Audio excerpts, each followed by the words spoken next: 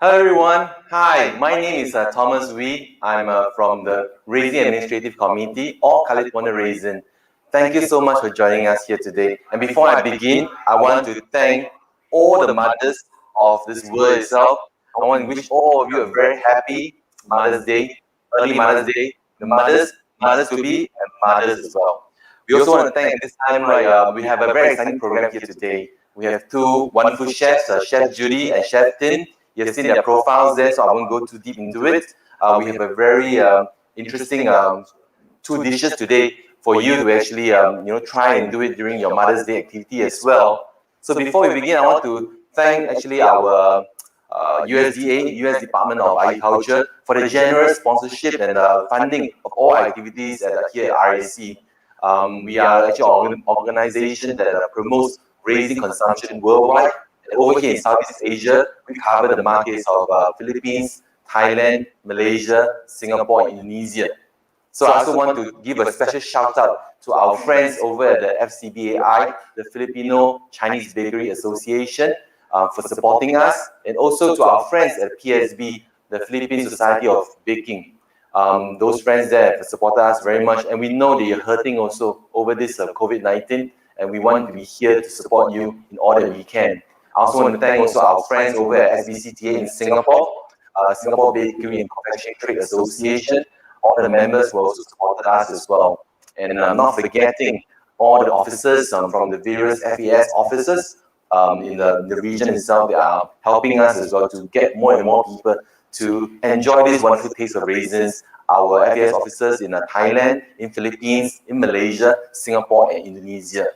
So today we have two wonderful couple, mother and son. Chef Judy has worked with us in the RAC for many, many years.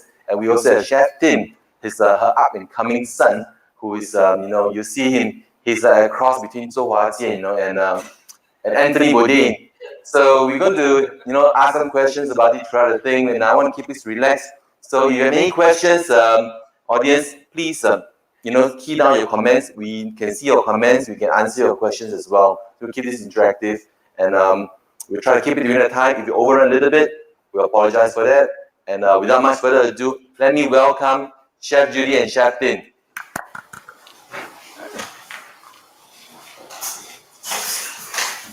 Hi, good morning. Good morning to all our friends. Good morning, everybody. Singapore, Malaysia, Thailand, Philippines. It's good to see you online. Thank you for all your support despite now being a very difficult time for everyone. We hope we can put aside some of our worries and concerns and get together for us to share a recipe with you. And the first recipe I'm going to share with you is the raisin and lime cheese tart. Now over here, I have a tart that we have already pre-made because of the short time that we have this morning. You can use any of your favorite tart dough, and what you do, you can line in any shape that you want. And what I have done over here is that I've actually painted some melted white chocolate over it. This is to keep the tart dough from becoming too soggy. Of course, my friends in the industry, you can also use your ready tart dough as well. Now, the star of today's is of course the raisins, the California raisins. Now, over here, I have got about 300 grams of California raisins. Now, when you buy the raisins, even though it's good to eat it straight from the pack or the package from your supplier, it is always good to give a little bit more moisture to it. And this process is called conditioning. Now, what I do is that whether I'm making it for my breads or for my cakes and tarts, I first pour some water over the dried raisins and then wait for about half a minute, and then I pour out all the liquid. Strain it, no need to squeeze dry, of course.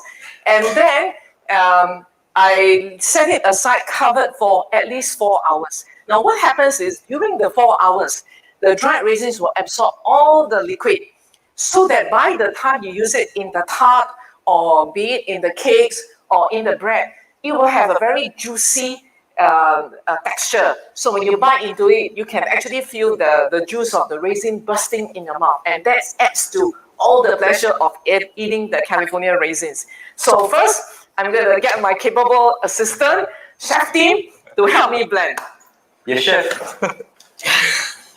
You know, I am really very grateful for this opportunity. It's such a blessing to be able to work with my son who grew up in the bakery with me.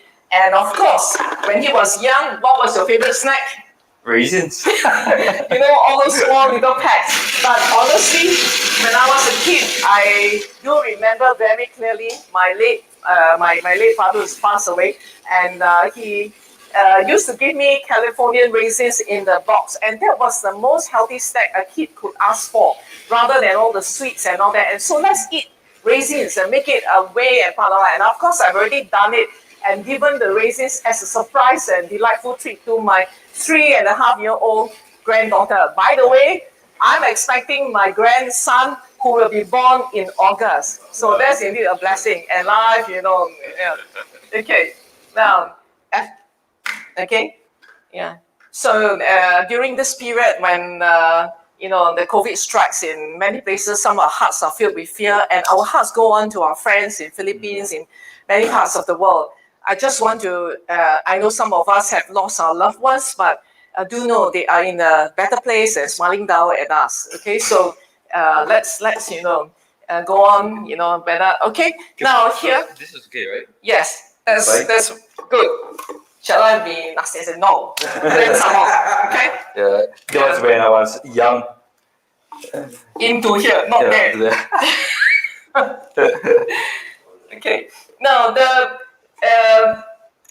raisins layer gives it a very naturally sweet flavor to this tart, which is very pleasant. And what was actually done was that, according as in stated in the recipe, we actually put in some lime zest, which is like a calamansi, or if not, you can use lemon juice, lemon zest. Just take off the colored part of the citrus fruit, put into there, and then the raisin will take on a different dimension. So, you know, we can do this. I've even done things like adding chili to the raisins, you know, put it into savory dishes. And I'm sure there are lots of very creative recipes from all my friends in the industry. And you can check out California Raisins, their Facebook and their websites for even more ideas. So what we do is that we just spread it, leave it for like a thin layer of raisins over it, so that, you know, as you can see in the photos on the Facebook, when you cut, you can see a layer of raisins, and that is naturally sweet, delicious, and packed with vitamins and high and fiber as well. Okay, now that the layer is done like this, we will proceed with making the cream cheese layer. Yes, the cream cheese we use now is basically like a cheese mousse, but it's a lot easier. The three main ingredients will be the cream cheese, and we have the gelatin mass, some gelatin which we sprinkle over the water, let it bloom for 15 minutes before we melted it, and of course some whipped cream. And most important, last but not least ingredients will be more raisins. Okay, and of course California. Now, why California and not, you know, California raisins have a long history of food safety. And, you know, when it comes to the raisins, we know where it is from, we know the source, we know the high standards by which the raisins are collected, processed, and packed and sent to us in all the bakeries and to all the various retail outlets. So we use California raisins. Now over here, I've got some cream cheese that's been already creamed. Now what you can do is, of course, you can put into your mixer and then just use a paddle, mix the cream cheese till it's soft. So over here, I've got some cream cheese, and I also have got some lime juice, also from the calamansi. We use the lime, the outer layer, for the zest, for the flavor, and of course the juice. Squeeze everything out of the little lime. Okay, so we put into here and we start mixing. Now, what we do is, yeah, thank you. I know that my son can read my mind. Just before he held on to the thing, I was thinking, hey, please hold my mole, you know. So anyway, so over here, and this is gelatin mass. as I explained, the gelatin we sprinkle with water, wait for a while, melt it. Gelatin melts at 30 degrees, sets at 80.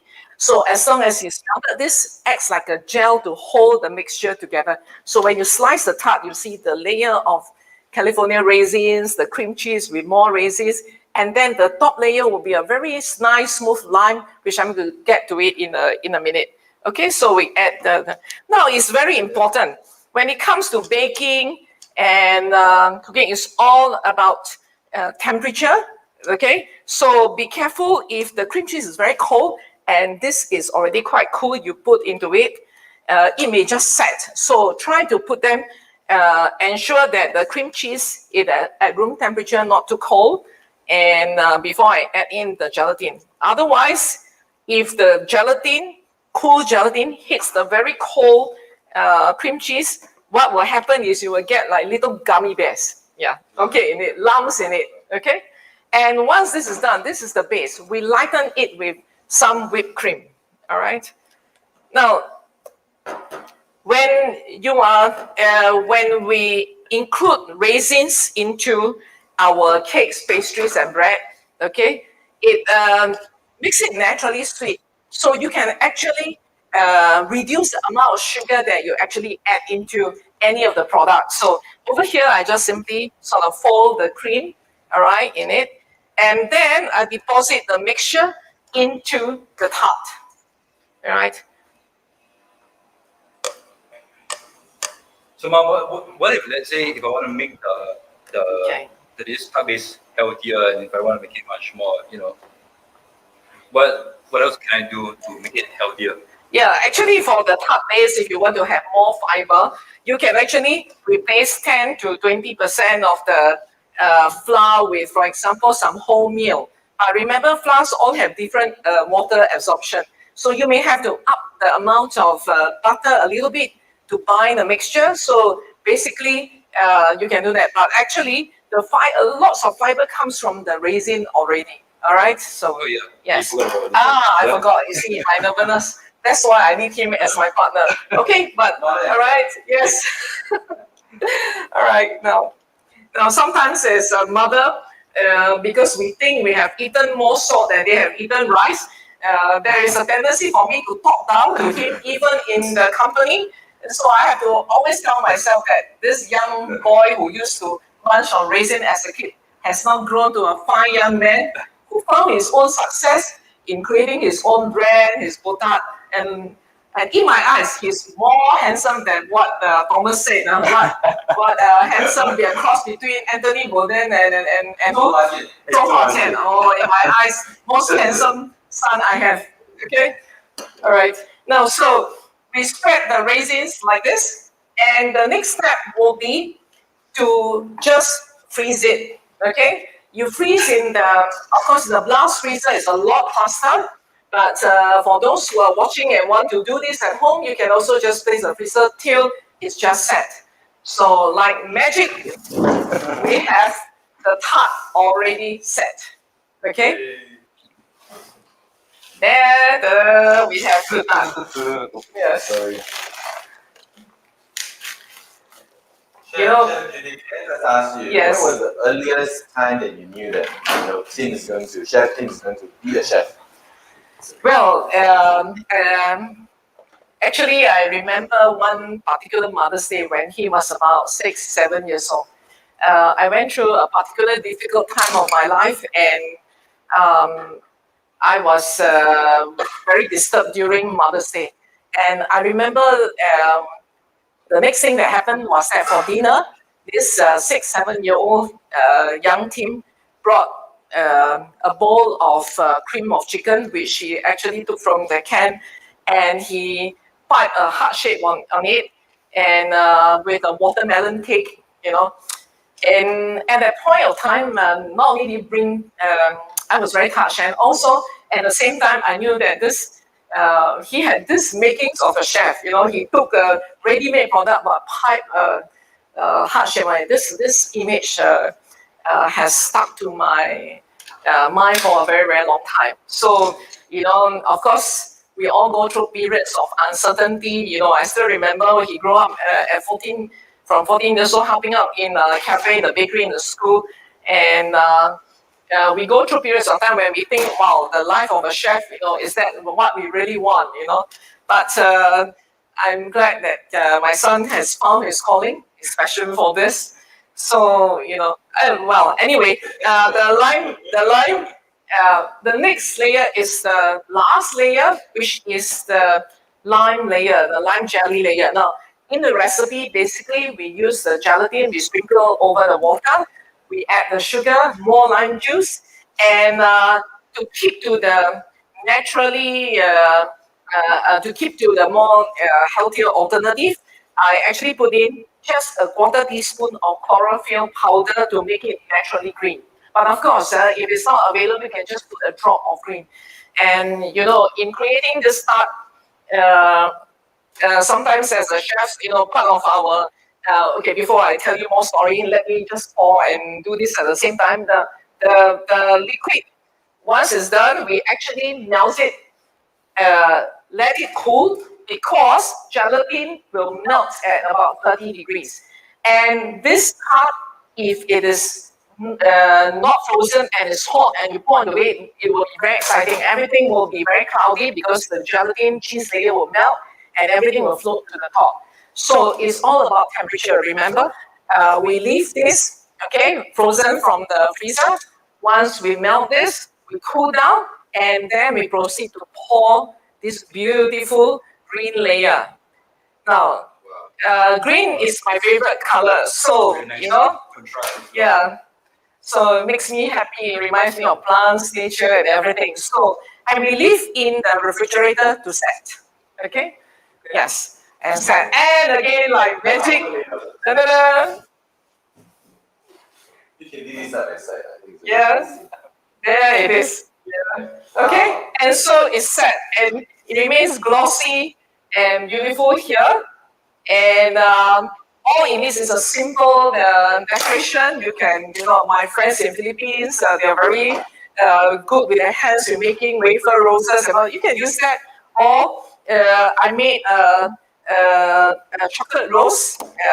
Okay, so I put a chocolate rose in there. And I love plants and nature, so obviously I also did a leaf out of chocolate. So we just place it over here. And leaves and flowers are not enough without branches.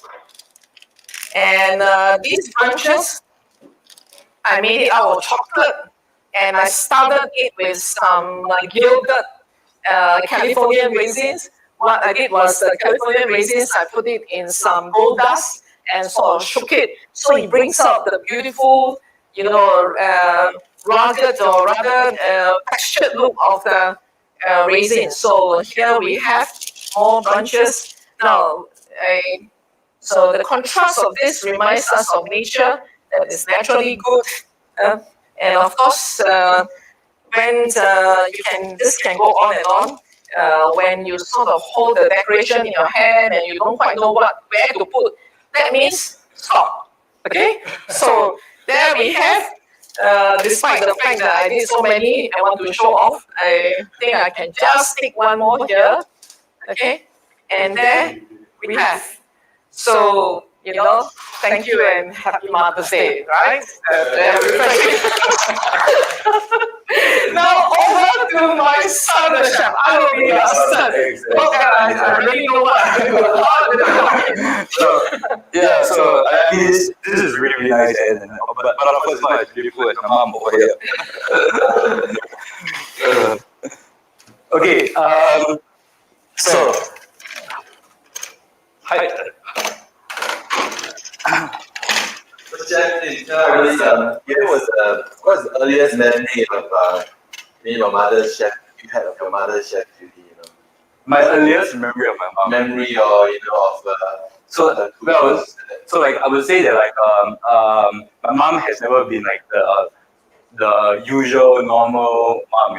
My mom is the kind of mom that after school, I can still remember after school, after she fetched me and my sister, and then there was one day that it was actually raining, and then she was, normal moms would just like, oh, be careful, get back. I mean, it's raining, faster, you know what I mean? Let's go. But my mom just said that, like, you know what, it's raining. Why don't we just run in the rain and we just like, and we just yeah. And I remember that we spent. We were playing in the rain. I still remember.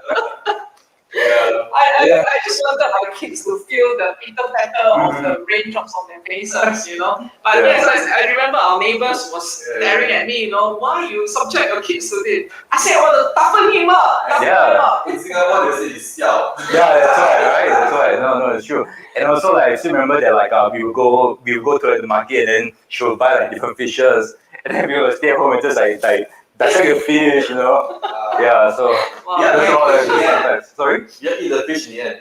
I don't think so. By the time everything was all like scattered and everything. I really couldn't remember for so many time passes. Okay. Yeah. Right. So what are you going to show us today? Okay, so today we are doing my own version of rum and raisins. If you look at the recipe, or either if you look at the title of the dish, it's actually raisins and rum. And why so? It's also is because the star of the dish today is California raisins, and the emphasis is also on the sweetness of the raisins, on the natural sweetness of the raisins, and how even is not super sweet, it's not overly sweet. To me, the sweetness is just nice, right? And yes, maybe Thomas was saying earlier on that he would rather to have much more rum rather than raisins. But but I think that this is my own take on the usual rum and raisins. All right. So I'm just going to introduce you all of the ingredients that we have here today. So we of course have California raisins, which I've already conditioned. So what I did is that normally if let's say like I would like to condition the raisins like in a much faster way, I would actually boil the water. Once I boil already, I will soak the raisins in the boiling water and leave it there for like 15 minutes. Normally around 15 minutes is just nice because one thing I realized that if you leave it for a much longer period of time, it actually loses its flavor because like the heat of the water, it drains out all of the flavor. So 10 to 15 minutes is just nice, right? So yes, so I have the condition raisins, and also I've also chopped it up also as well. I've chopped it up in like coarse bits. Why do you leave it as a whole? No need to chop. Well, because I think that this is really personal preference. You can leave it as a whole also as well. But I like, because today we are doing a cake, right, and a financier, and I want to have bits and pieces inside the cake, So yeah, but of course, leave it whole, blend it, chop it, it's really pop it in your mouth, everything. Yeah. So we have got plain flour, almond powder, which I already roasted, and of course, because financiers, right? Financiers it's a very classic French cake. Yeah. So the butter that is used in the financiers are always brown butter, and I'm sure that everybody here, in opposite of the screen, you guys know what is brown butter, but I'm just going to just roughly explain. Yeah. So basically, basically, I just take butter, I melt it in a pot, you let it sizzle all the way until you see the solids of the butter become brown, and then you discard all of the solids, and you only leave the clarified butter. But doing this gives the butter a much flavorful taste. It's much more smokier. It's much more woodier. Yes. In a way as well. Richer taste as well. And overall it really enhances the flavor of it. Show it to the audience. Sure. I think in French they call it like beurre noisette, which meaning butter nuts, so it has a nutty flavor, right? Right. Okay. So inside the brown butter, I have also added vanilla essence as well also. And then of course we have got sugar, right? And then we have got the egg whites. So I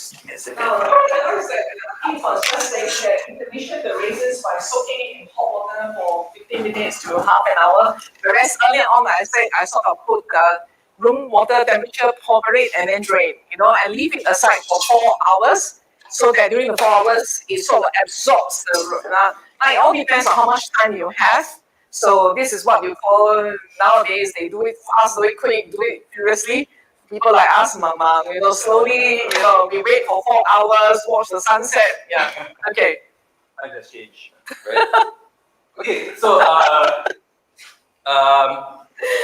so normally for the classic financiers, there are some people who whip the egg whites, and there are some people that who do not. For me personally, I like to whip the egg whites because whipping the egg whites gives it a much more fluffier texture. I mean, it gives your financiers to be much more airier also as well. So at the end of the day, also again, it comes down to really personal preference, right? In this recipe, I have also reduced the sugar as well also because I want most of the sweetness and the flavor to come from the raisins itself as well, right? And then of course, I mean, if you look at the recipe, the amount of raisins that are in the recipe takes up 45%. Sorry, takes up 75%. 75. Yeah, Baker's percent. Baker's Yeah, percent. baker's percent. So it's really the emphasis of raisins and then rum, right? Okay, so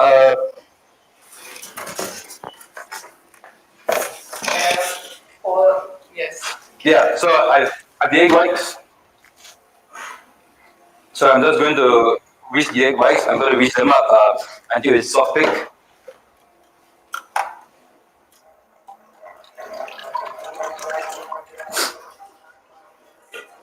And while this is whisking, so I in my almond powder,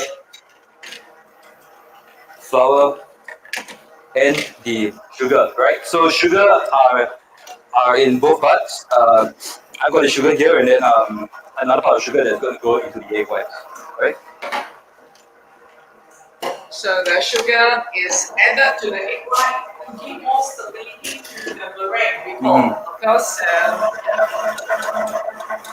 I just ended the professional bakery course yesterday with some students. We were talking about the different types of meringues: French meringue, Italian meringue, Swiss meringue. So French meringue, where you just put egg white and sugar. Italian, you put the sugar and the water, the syrup. I pour into the egg white and the Swiss meringue to whisk over that. Different methods of making. That's why it's very exciting what we do. Yes. One thing that I realized is that baking is really exciting to do as well, right?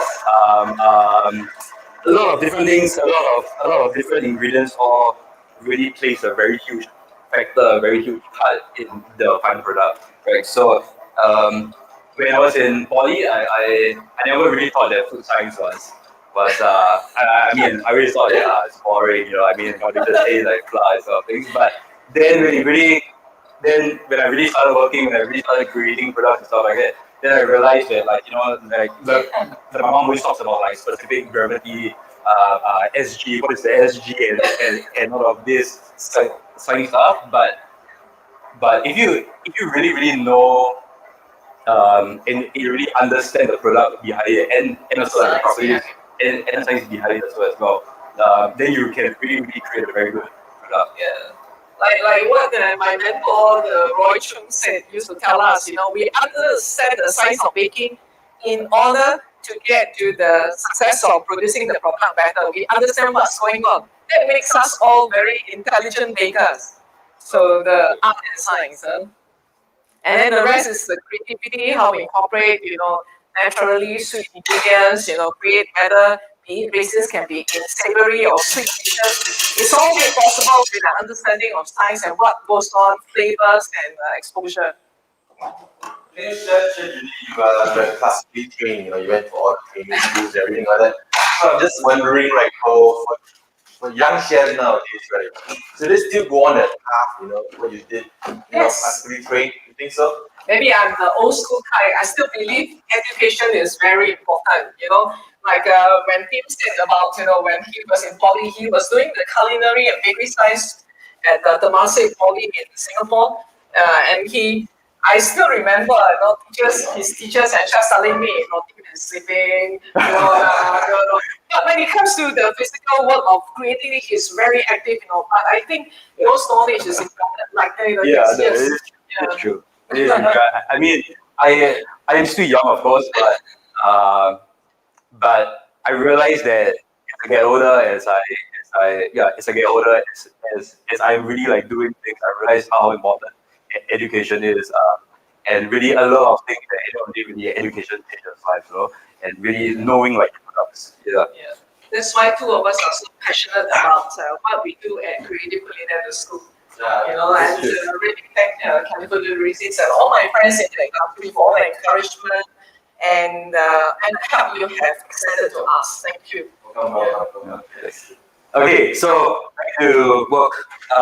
So we have the egg whites that's already been whipped ready. We just meringue. I have got almond powder, sugar, and cream fines like here. So what I'm gonna do is I'm just gonna add like half of it first, and then we're gonna pour in the mixture, right?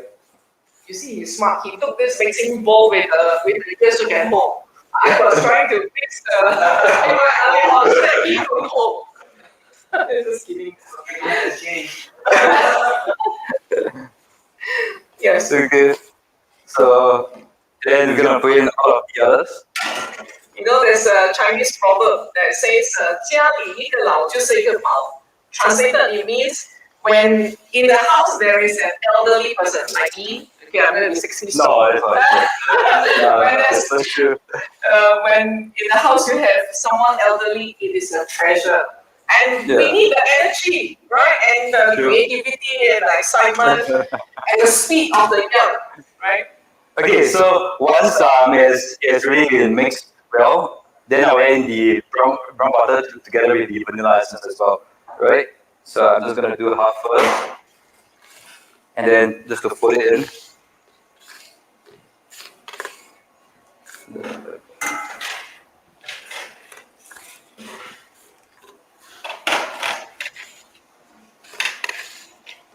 Right, and then followed by the rest of the butter and the vanilla essence.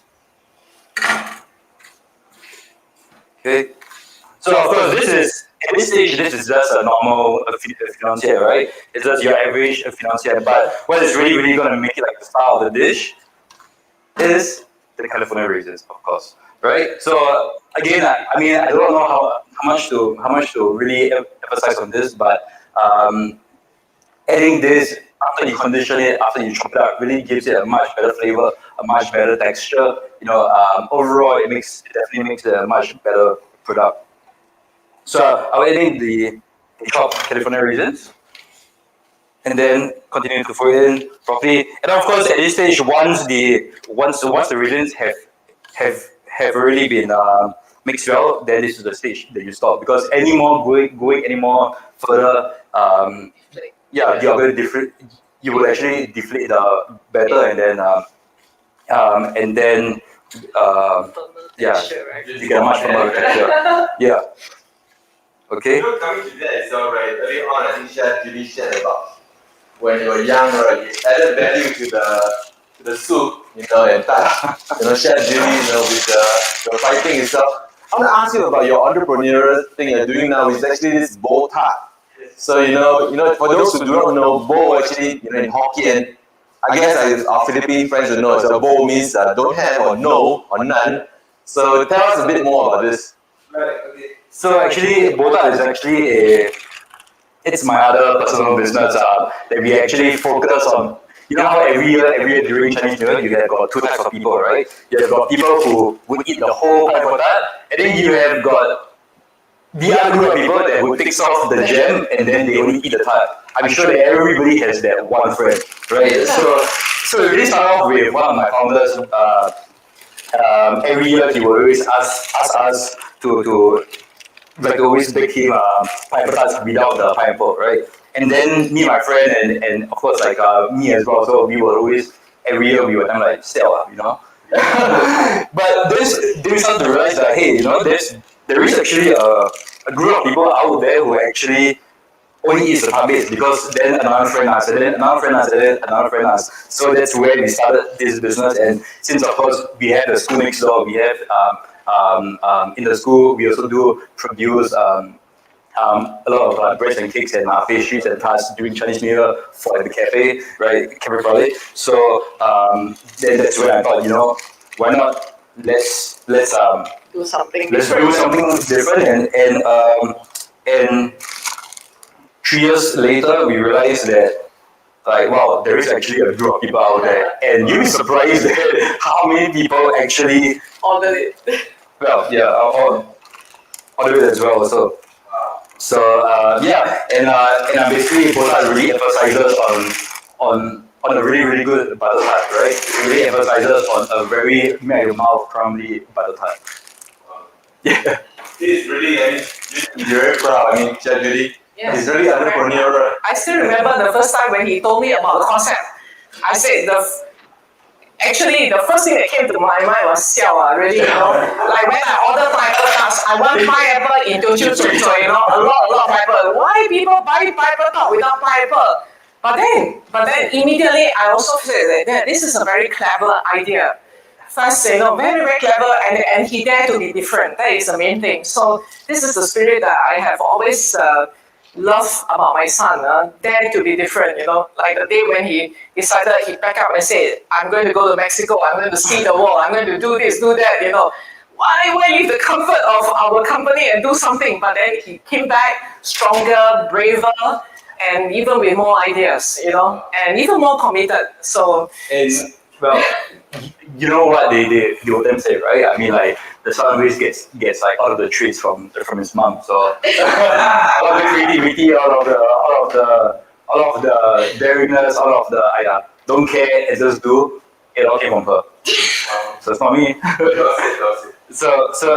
Okay. So I've got some molds. I've got some big baking molds, silicone molds. So what I do is that I put the financiers onto the bag, and then I pipe them into. So I don't fill up all the way. I fill up to about 3/4 of it. And as you can see, as I am piping, you can see bits and chunks of the California raisins as well. So.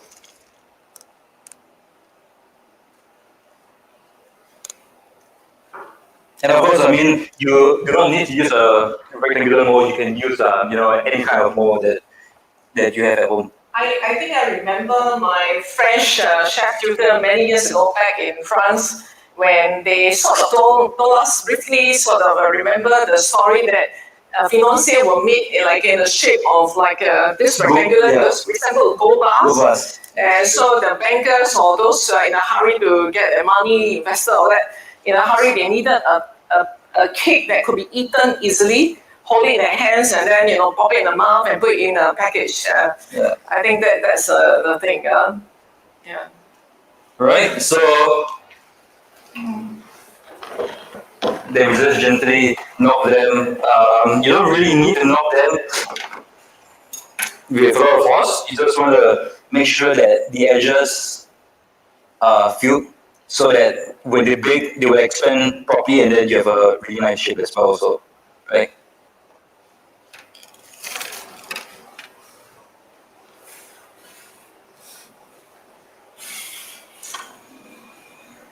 Okay. So at this stage is where we put them in the oven and we bake them at 200 degrees for about 50 minutes or until they are cooked. Right. So of course, due to time constraint, it goes into the magic oven. And while it is baking, now we will do the raisin twirl, right? Yeah, so, this is my favorite. Okay, the raisin twirl. Yeah. Is this referring to that round, circular deco that is not only just for deco but delicious to eat and made of California raisins? So when he first let me try, because when he created this idea, I liked it immediately. I will tell you what it reminds me later in a short while. Yeah. Okay, so for the raisin twirls, right, we have got isomalt sugar. So basically, in this recipe, I am using isomalt sugar. Why so? It's because isomalt, first of all, as you know, is a model sugar road, right? Isomalt is not so sweet compared to your normal sugar, right? So which means that the sweetness again comes from the California raisins instead of the sugar itself, right?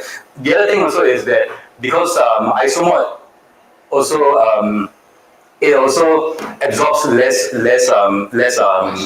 moisture as well. So which is also why a lot of like sugar artists, a lot of bakers, yeah, they like to use isomalt sugar. Yeah. Right. So I've got isomalt sugar here, and then of course I've got the raisins which are already conditioned already. I've conditioned and then I blend it into a paste, right? Into like a puree. So what I'm going to do is that I'm just going to heat up the pot.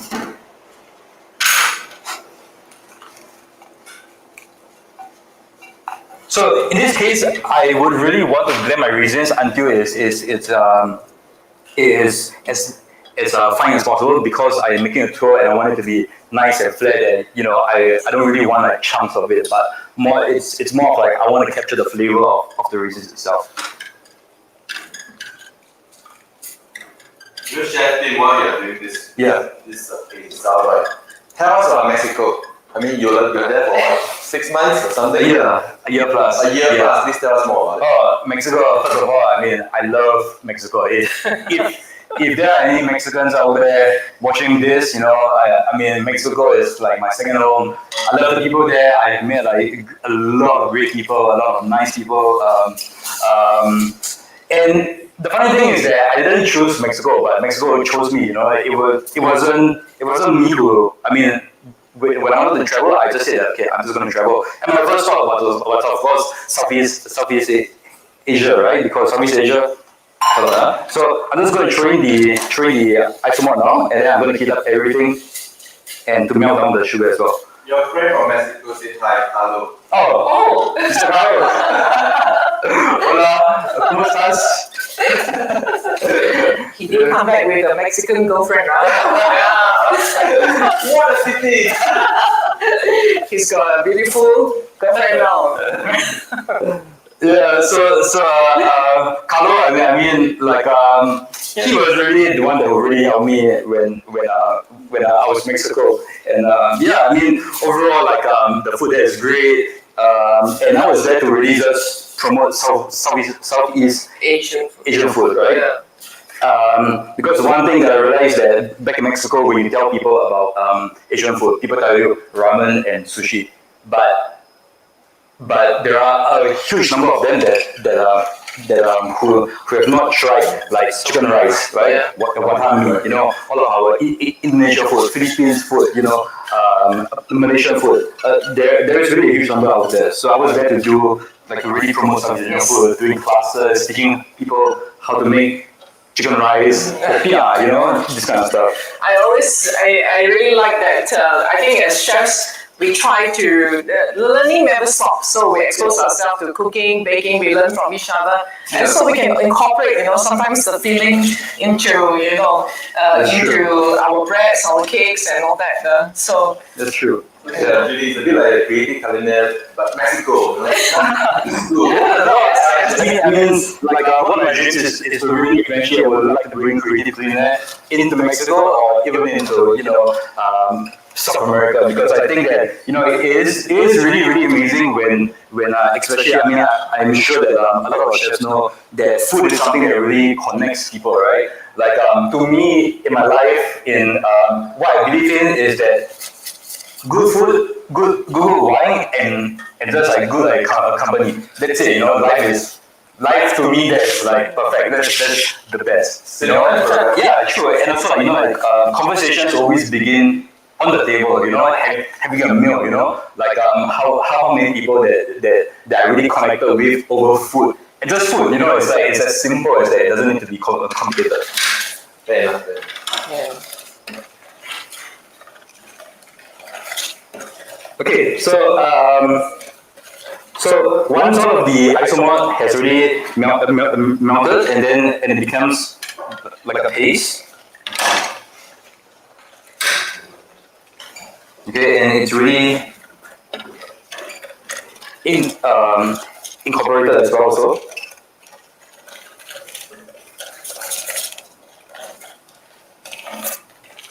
So basically, at this stage, what's the main point is to really melt the sugar.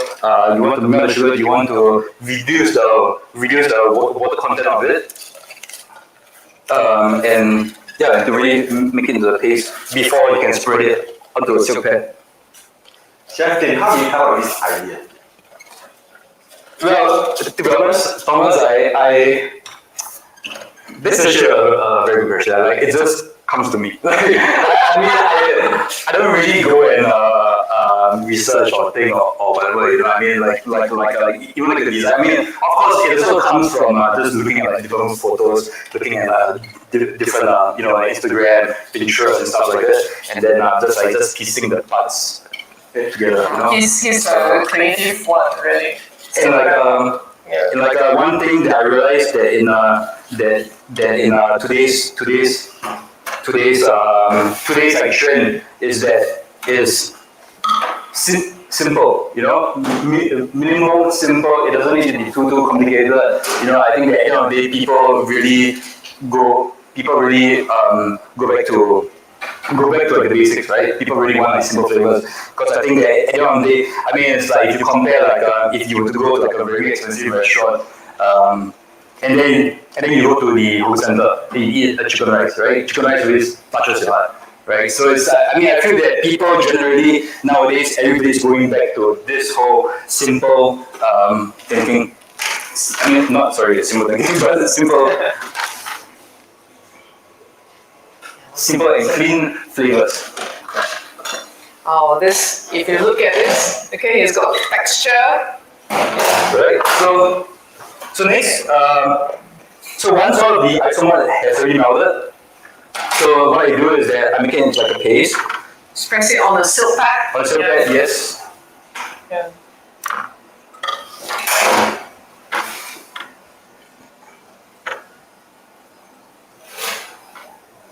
And of course, I mean, you might see that it is still a bit more, it is still rough, but it's fine because Texture. texture as well also, right?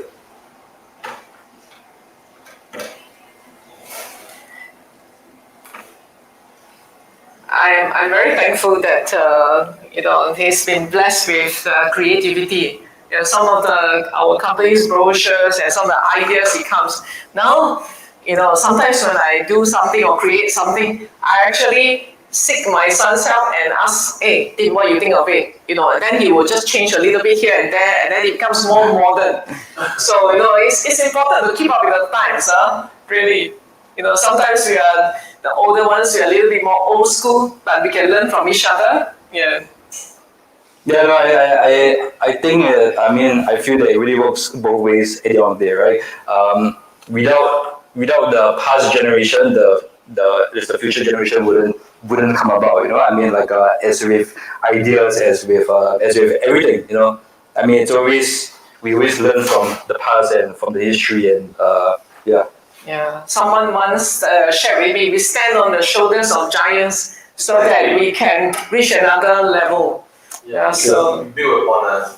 Yes. Giants of Yes. future generation. Have you all? I guess we Chef Judy is probably want to hope that Tim can take over you as well. Oh yes, of course. Yes. Not sure we discussed it before. Yeah, no, it's not. Yes, of course. When we built our business with blood, sweat, and tears, and of course by the grace of God that we are here after 15 years. Every entrepreneur, parent, whether it's a mom or dad, we're looking forward to the next generation to continue the good work. And I'm so glad that after he came back from Mexico and he told me, Mom, let's do this, build this together, bring it to greater heights, to grow and prosper, to be a blessing to others, because education changes lives. Sure. Yeah, this is good because I mean we all want to have our children as well to really excel, and of course having our children take over our business, right, is even great. But more importantly, right, they are passionate about it as well. Yeah, that's right. Because you are right, absolutely right, Thomas. Because I think at the end we want our kids to be happy. Yes. If they feel in their heart, because this is something F&B is tough, it's a long journey, exciting, but it needs a lot of endurance. So if they don't feel in the heart, then do something they will be happy. So I'm just very blessed that I have my son fulfilled in the heart and with so much passion. Yeah. Now he's got my genes. Okay, so at this stage, I really spread out flat already, right? I mean, you should. I mean, you want to spread out as thin as possible, right? So then we put it in the oven. We will bake it at 100 degrees, 90 to 100 degrees for about like 1 to about 2 hours, right? So at this part, it really depends on the oven. I mean, on basically what we really want to do at this stage first is to just dry out all of the moisture, dry out the moisture. So then we bake it again in the measuring oven, okay? And then 1 hour suddenly becomes 10 seconds. Yeah. And then after you bake it for 1 to 2 hours, then you get this raisin bakwa. No. So you get this raisin bakwa, right? So this is vegan friendly, of course. I mean, it's a great Chinese New Year snack. If you want to cut it up, you can serve it as well as your bakwa. It's a very Asian thing. This bakwa is like meat, right? Chicken or different, and then they sort of dry and make it very flat, spicy. Yes. So it really looks like bakwa. Right. So it's basically after 1 to 2 hours, you want to dry out until it becomes like a leather, right? So it becomes like a leather sheet. This is right? vegan. Yeah, vegan. Yeah. Right? Don't try to make a water out of it. Raisin bakwa. Not yet, at least, no. It's Singapore's weather. Okay, so at this stage, then this is where the throw is ready? yeah, you can cut it. You can. I mean, you do not need to cut it in circles. You cut it into like triangles, rectangles, anything, right? But at this stage is workable. You can work it. You can move it around. Right, so what I did for this time around is that I use a piping nozzle, and then I cut it. So, and then I cut it into circles, right? So of course, then they have it, and then after that, Or you can do star shapes or anything also. yes, you can do side shapes, you can do rectangle, you can do anything. Or heart shapes. Even heart shapes as well, also, right? So Yeah, Mother's Day. Yeah. Valentine's Day. Yeah. Any day is love day. So then, of course, I mean, this is the part that takes a bit of work, but then you cut it out, and then you have a very nice, like, round shape, right? From bakwa to sansa. Yeah, and now it becomes the sansa. Right? If you actually eat it at this stage, sure. If you actually eat it at this stage, it really tastes like the sansa, right? No, just for our friends, sansa is basically a very old school treat that. Candy. Yeah, like a candy is flat piece. It's made from this sansa fruit. But yes. But this one is naturally sweet. I mean, it has with the fiber, with raisins. And of course, also because we are using isomalt sugar, so it's not overly sweet, right? I mean, if you were here right now, I would let you try this one, but it's really not overly sweet, and yeah, it's very nice, like fragrance, right? Thomas wants to try. Is it Thomas? I will try it already. Okay, so then I use two different sizes, and then I cut it off. Right, so once we cut it out already, and then we continue baking. We continue baking for another 1 to 2 hours. Again, the temperature has to be at 90 degrees. It doesn't. If you go any more higher, you actually burn it also, right? So what the way that I would do it is that I would at the end of the night, at the end of the day inside the bakery once we really off all the ovens, right? All the back ovens. Then I would just put this, and then I leave it in the oven overnight, and then because the temperature slowly drops, but then it's also absorbing the moisture, and then it is crisping up also as well, right? Chef, there was a question about isomalt sugar itself. Is it easy to get in Southeast Asia? Yeah. And if I can't get it, is there any alternatives? Right. So yes, isomalt should be found in your local pastry shop. Pastry shops, ingredient stores, and here, and like for sugar work. Sugar work. So it is definitely very easy to get. I'm confident that no matter if you're in Philippines, if you're in Indonesia, if you're, here in Singapore, in any baking stores, you can get it. Yeah, for ingredients, yeah. Right? So then we leave it overnight. I mean, so in my case, I left this overnight inside the oven that was already turned off. Just to address the question, I think that's a very good question because while those are friends in the industry, in the professional industry, we all can know what isomalt is. Just maybe those not making at home, it's just an idea that needs to be tested out. Probably, you think Chef Tim, maybe they could use maybe the raisin and then mix a little bit of egg white just to bind the mixture, spread it out and dry. You know, maybe. Yeah, it could work. I mean, I mean, you could even just use normal sugar as well. So, right, but normal sugar, it might not be so crispy, and it will be, of course, very sweet as well. So, right. So, Yes. Right. So you see, at this stage, of course, like products become. I mean, the product becomes darker naturally, but then that's where it breaks off, and then. Yum. So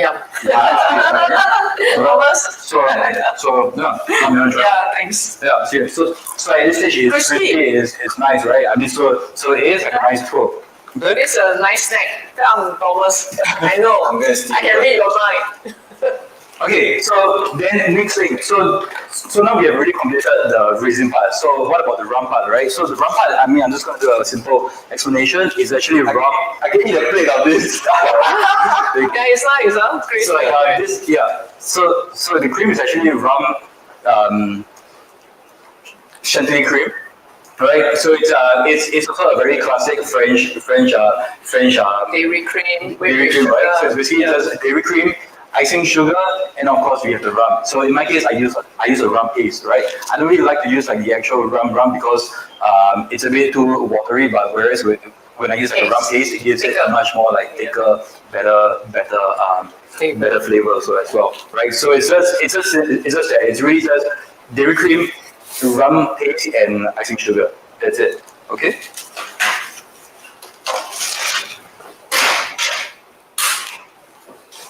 So, of course, I already prepared some of the financiers, right? So I think this has got quite a good shelf life, right? Like yes, 3-4 days still outside. Sure, this is fine, right? Yeah, ambient temperature is fine without the chantilly cream, of course. So you can make it plain, pack it into bags, leave it in the shop. That could be something, and it's a great item, finger food for tea time. Yes, it's perfect for tea time. I mean, if you ask me, I do really like this because it's really nice for a tea time, just as a snack as well. So, right. So then now we pipe the. I mean, it also looks very savable as well. Yes. As a business, right? Yes, we always correct. get from the angle itself.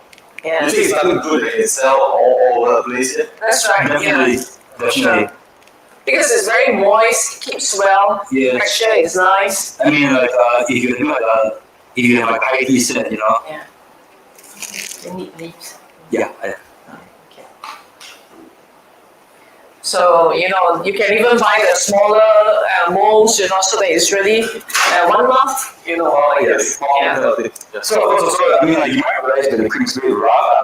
It's really tricky because I just left it in the bag and I left it in the fridge overnight, right? If you're doing it, the best way that I would recommend is to have it fresh. Even if you leave it overnight as well, pick it up and then give it a very quick whip and then pipe it again. Then it will definitely look a lot more smoother. Right on the morning they're selling it. Yes. Just before serving. Yeah. So then of course then you can just arrange it, right?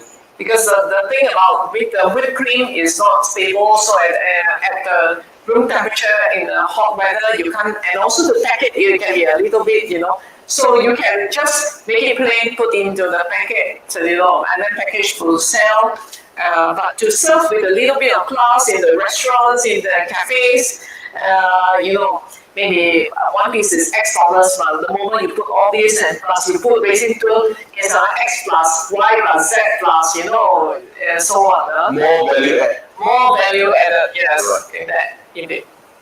Do you think it's good for now with COVID, right, going on? Yes.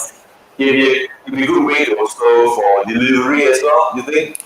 Yes, indeed. Yes. If you wish for delivery, we would suggest maybe not without the cream, just raisin twirl. You can just place it on there. Also, yes. And then you for delivery, or even now it seems quite trendy, right? Like do it yourself. Maybe make your stuff, right? And then with a piping bag, and then with a packet of cream, or something with instructions how to whip it at home. You can also use a hand whisk, and then they put in the piping bag, and then ask them to watch, this video, how to put it in the bag, put the raisin. It could take off, Yeah. I mean, for all those audience that we have, right? Some of you are watching this as a family, as a mother and a son, mother and daughter. Shouting out to you, Christine, from Philippines. So, it's something good that you can perhaps think about doing it at home with your child. Not necessarily Mother's Day, but any other day as well. Yes, it's actually a very good way to bond. I mean, honestly, when my two children were kids, of course, I love baking, and I wanted, when I had opportunities to bake with them, cook with them, go to the market, deskill the fish and all that, it was all just part of process to enjoy together. It wasn't like, I want him to be a chef or whatever, it was just to enjoy. Let them, have the fun, have good memories. And then, as mothers, I guess, parents always like to protect them and all that, but I always liken being a mother or dad, like playing layang, the kite. Yeah, they hit the kite, so we let them fly, then loose, then they think they're in the sky.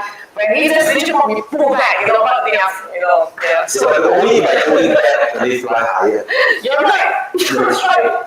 So indeed, and yes.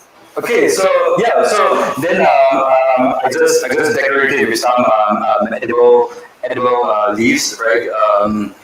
Pennyworth is the name of the leaf that I'm using, right? You can use like nasturtium, but I think that nasturtium is way too strong, and Pennyworth is like a very neutral flavor edible leaf that you can use as like a simple decoration. It looks really beautiful. It looks really beautiful. The way it looks like more of art. Thank you. Actually, yes, I didn't realize it does copy the right leaf and real leaf. Yeah. Excellent. Yeah. And also because like I also wanted some green. It's really also not just for the look, but some green is my mom's favorite color. And no, it's I'm not saying it because of the camera or whatever, but I did really think about this when I was doing this. Wow. Okay, so maybe. Thank you very much. And Thank you for your time. Thank you. ladies and gentlemen on the screen itself, do ask any questions that you have. You can bring it up as well. You put your comments. We can see your questions. We can also ask. Maybe I want to shoot the first question. Maybe to Chef Judy, we talked this earlier on. How did the COVID actually affect you doing as a business? Like everyone else, of course, people stayed away out of fear, and also because of our government wanting us to be on the safe side. It does affect. I remember last year when we had the COVID-19, circuit breaker, income in the school was very badly affected. Was almost down to zero, except for projects with our kind suppliers who supported us all these years. So it was really quite tough.